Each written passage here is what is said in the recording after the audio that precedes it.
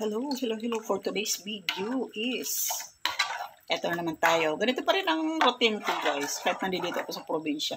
Magluto. Ayan. So, magluluto tayo ng ginataang, ayan, espada. Ayan, o. Gagataan natin to. Ayan, gatang espada. Lalagyan natin ng talbos ng kamote. Ayan.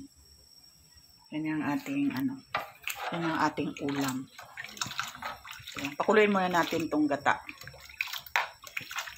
Tapos ilalagay natin ang isda. Ayan, guys. Update. Ayan, guys. Pwede na natin ilagay ang isda. Ayan. Ito, laki ng ulo. Napakalaki. Ayan. Ayan.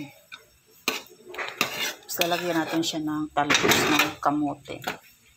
Ayan, guys. Ito ang ating ulam for today. Ayan, nandito kami magkakapatid na babae. Nagkaipon-ipon kami dito.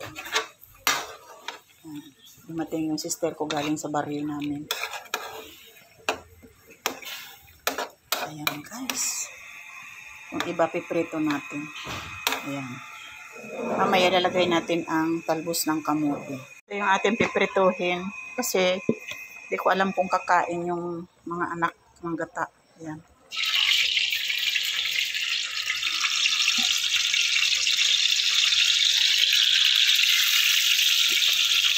Ayan.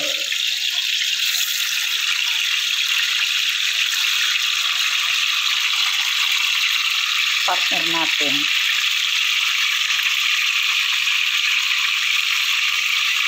Ito naman yung ating ginataan. Sarap to, guys. Masarap yan.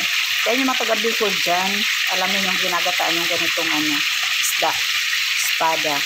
Guys, nilagay ko na ang talbos. Ayan. Ayan ang ating ulam for today's video. Ayan.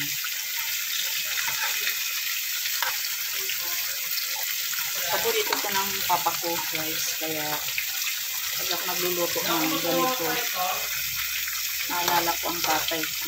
Ayan, guys. Ayan, ito ng ating ulam for today. Ayan. Ayan. Makaluto na tayo.